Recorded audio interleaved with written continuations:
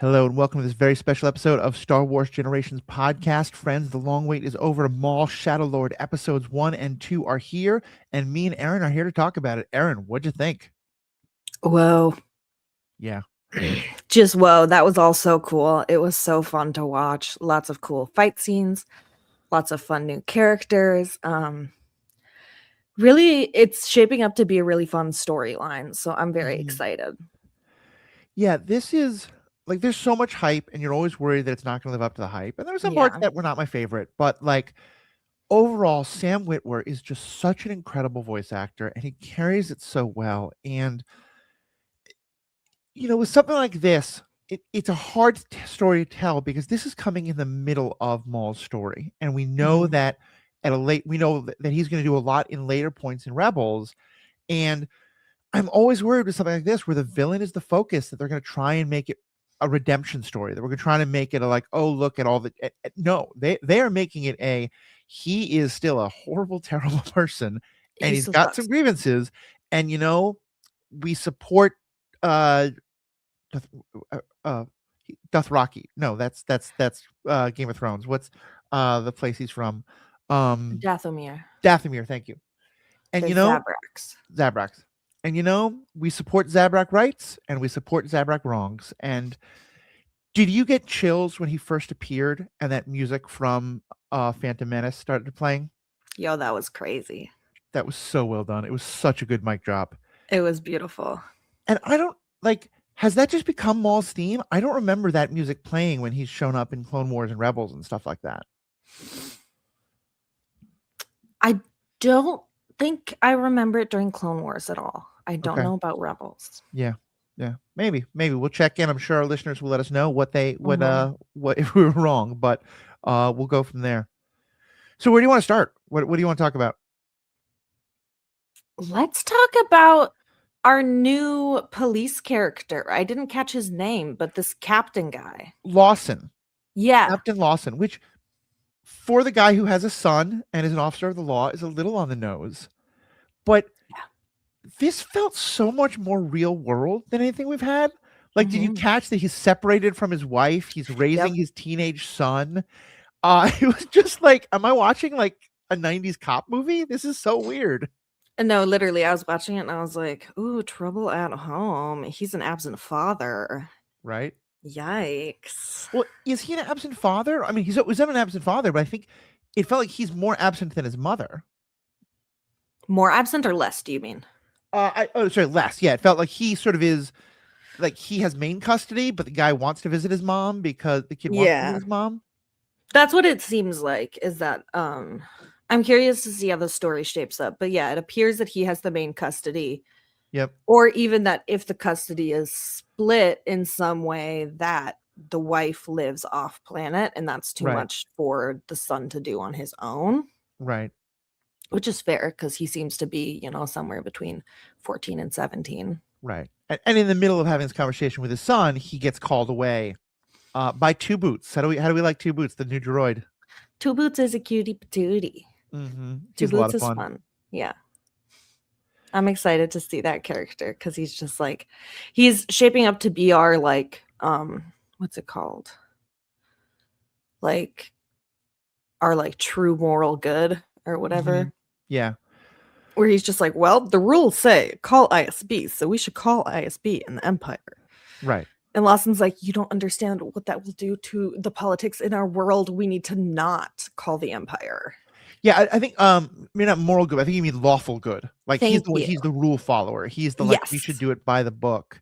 And it's interesting that after Andor, we're once again getting a story of local law enforcement trying to figure out, can they deal with this or not? And I feel like, Lawson, I think, is clearly going to be someone who's kind of critical of the Empire because he's very hesitant right now to get the Empire involved. Yeah. I also like that we get so much of the kind of local crime situation happening here. Again, this feels like a gangland movie. It feels like a cop movie. We have these two different rival factions who Maul does a pretty good job of getting them to fight against each other and getting them to take each other down. And, because his goal at this point is just to cause as much havoc and revenge on this former Shadow Collective he had. Yeah, his goal seems to be like revenge and also just starting shit. Yeah. Like revenge, but also I guess like maintaining as much anonymity as possible, because he did a lot of work to try and set it up to look like these two crime bosses, Demas and Vario, were just fighting because Right. they're ops, not because Maul started some shit and tried to pin it on Vario. Yeah. Like, I think we're getting this really interesting story with him of he is, as you said, he wants revenge. I think he does want, for those, by the way, who don't know what the Shadow Collective is, we talk a lot about that in our last episode, the Primer episode. Definitely check that out. But just a very quick thing, towards the end of the Clone Wars, he had brought together all of these different criminal syndicates, the Pikes, Death Watch, Crimson Dawn, the Mandalorian group called Death Watch, a number of others to take over Mandalore. The plans were foiled; it was overthrown, and as he sees it, basically all those groups were like, "Well, this is a sinking ship, and we're going to do what people do, rats do, and get off." As he sees it, though, they all abandoned him. This man has a persecution complex, is a big part of who Maul is right now. And so when he talks about the Shadow Collective, and so I feel like he's got these three goals that are all kind of warring with each other. He wants revenge. He wants to have the Shadow Collective back in some way. He wants to be running the criminal enterprises again. And as they say in Dark Knight, some people just like to watch the world burn. Yeah. That seems to be very on the nose for him, especially with the intro that we get, where it's just like brush strokes painting out the word Maul and just fire, which is very cool. Right. So let's talk quickly about, and I apologize, this is going to be a very short episode, and I'm also going to let Aaron talk for a little while because my parents have scheduled an unscheduled visit. They're going to be here in just 2 minutes. But let's talk about what's happening with him and the Jedi prodigy, the whoever this is, who he's trying to get to be a disciple of his. What do you think is going on in that story? Well, it seems clear to me that she was, living on the streets with her, former Jedi master. We see the Jedi master has a chance to choose between trying to rescue his apprentice from Maul and the Shadow Collective, or try to save a broken bridge full of innocent people, and the master chooses the bridge, which I feel like will probably come back, and Maul will probably use that. Along with the fact that when they were starving, he wanted her to beg. She stole a couple of fruit, and she got arrested. And his response was, "Well, I'm sure that the criminal justice system will work it out on its own." He took no effort to try to save her, and then even when he didn't go down to try to get her out of processing or bail her out or whatever. He just went back to the streets. Yeah, because his mindset is like, the less trouble we cause, the better we are. So just go in there, don't give them any identification. They'll keep you for a night, and eventually they'll turn you back out. And she seems pretty unsatisfied with that plan, which I would be too if I were a teenager who was starving and just wanted like a freaking apple, and then I'm being arrested. That would suck. Well, and then here's the thing about Maul, and he's clearly trying to play on that. He's trying to get at the Jedi indoctrination. He says things like, "You've been indoctrinated since you were a child. Now you must adapt." He says, "You're operating under the premise that I'm the villain here, but things are not as simple as good and evil." But I watch this and I compare it to the Emperor seducing first Anakin and then Luke, or the Acolyte, the Stranger, what they do. Or some of the other stories we've seen in books. So often the idea there is that the Sith Master is going to be, they're going to like make the apprentice come to them. They're going to make the apprentice want them. This is now the third time. It's the set. We've watched Maul try to recruit Ahsoka. We'll later watch Maul try to recruit Ezra. Yeah. He's coming off kind of desperate.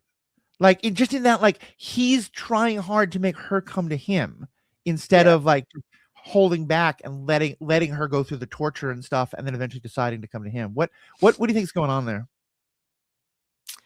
I mean, I think part of it, like, he's really trying to expedite a timeline. Like, he really needs another Force user at this point. And I think maybe to an extent, he's like, well, the other shit wasn't working, so let me try to be a little more proactive. Mhm. and really try and like play some mind games rather than just kind of step back and let the dark side do its work. Right. And I really like the way he was like, "Well, Jedi, you can leave anytime you want." And she's like, "What the fuck? No, I can't. You have me locked up." And he's like, "Bitch, use the force." Yeah. Yeah, that I love that it keeps repeating, "Just leave." Yeah, And of leave. course, at the end of the second episode, it seems like she finally starts doing that. Mm. She finally breaks out of her little prison cell. We'll see where she goes Mhm. from there. Right. But I think it's also a sign of how, he has never part of the idea of the whole way the Sith rule of 2 works is that you start recruiting apprentices once you've overthrown your own master. You've become the Mhm. master. And his recruitment was not like a lot of the others. He was found as a baby and raised. He was not, recruited as an adult the way Yeah. often they are.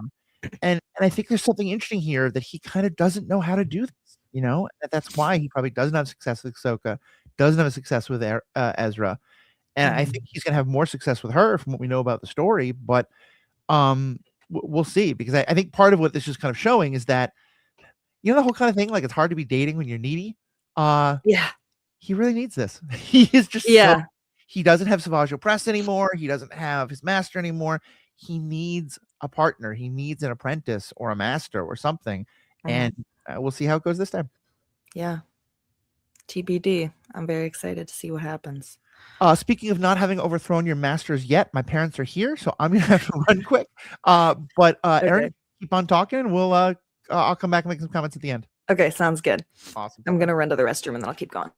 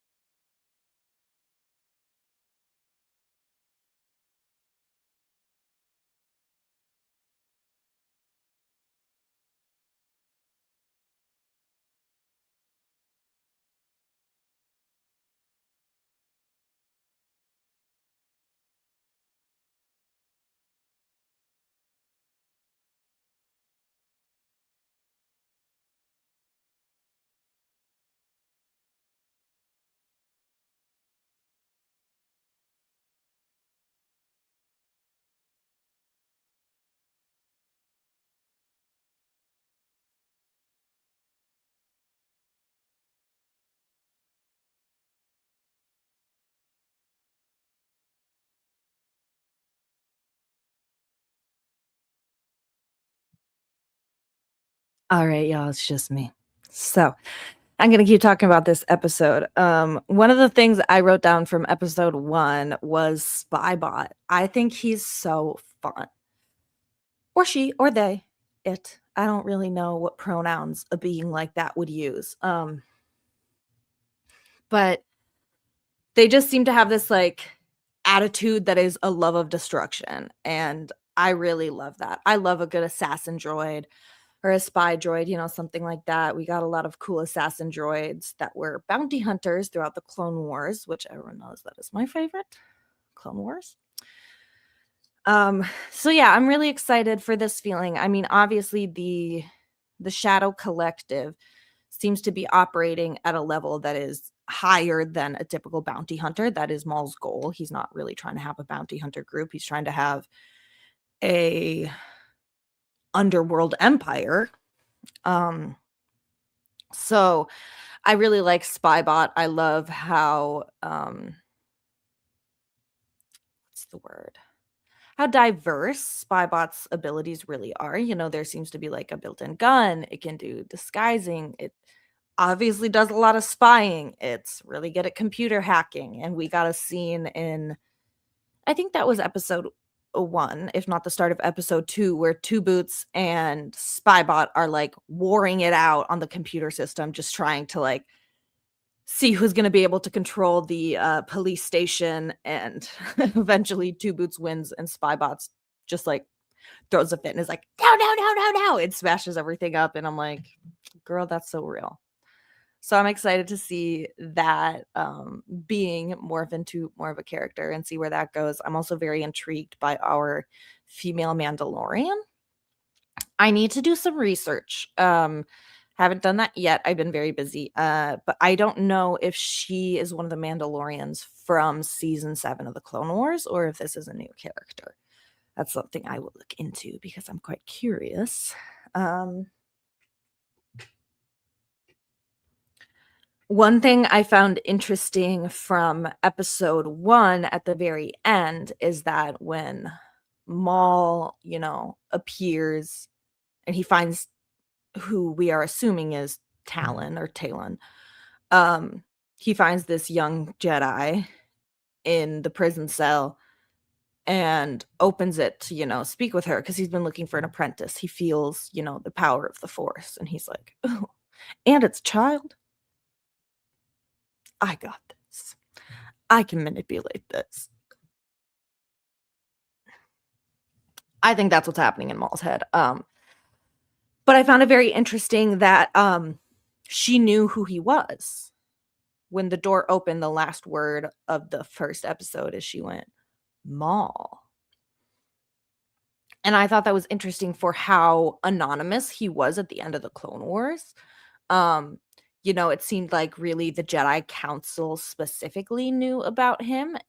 I mean, even the conflict on Mandalore, the actual Jedi Council, the actual, you know, Republic itself did not participate in that conflict. So I found it very interesting that she was familiar with him when the character has been fairly mysterious. It didn't seem clear to me that everyone, you know, all the Jedi would know who Maul is.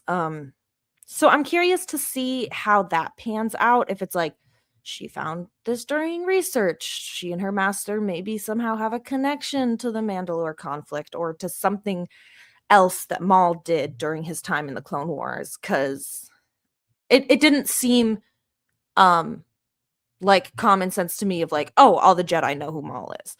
That seems not true to me. So I'm curious to see if she had some sort of further experience or insight leading her to recognize Maul so quickly.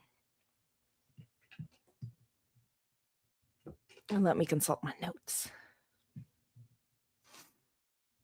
One thing that became very clear in the second episode is that Maul is a broken record. He is still, at the end of the day, after Darth Sidious. He wants, you know, his revenge on everyone who left the Shadow Collective and abandoned him, including Marg Krim, who is the leader of the Pike Syndicate.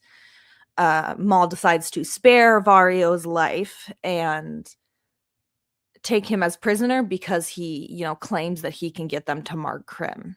And apparently Maul hates Krim a little more than he hates Vario right now. So that's taken priority.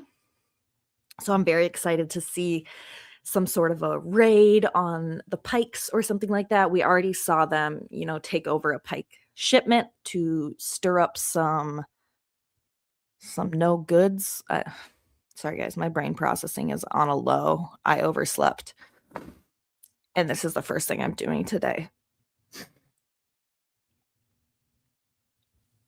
Now, y'all know me. I love quotes. So I'm going to come back to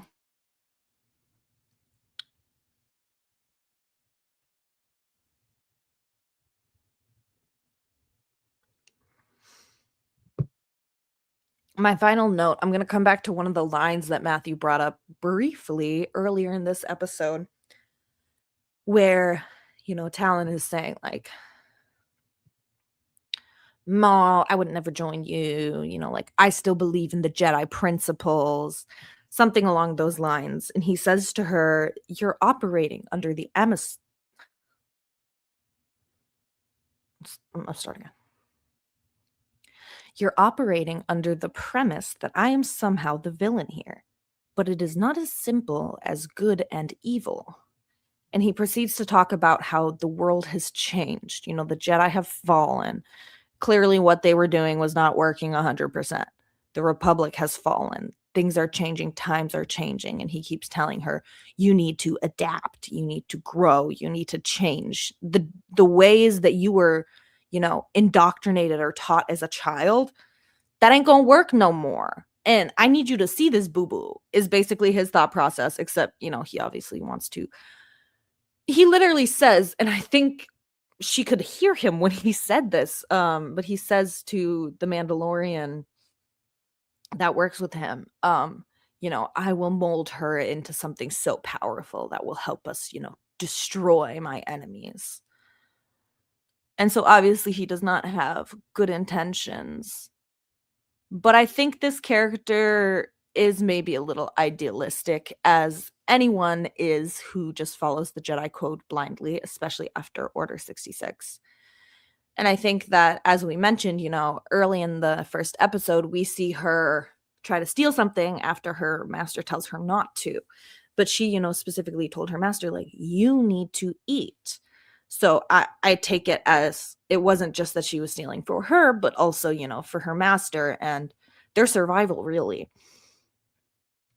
And so clearly she's willing to bend the Jedi rules to survive. She's done some sort of adapting.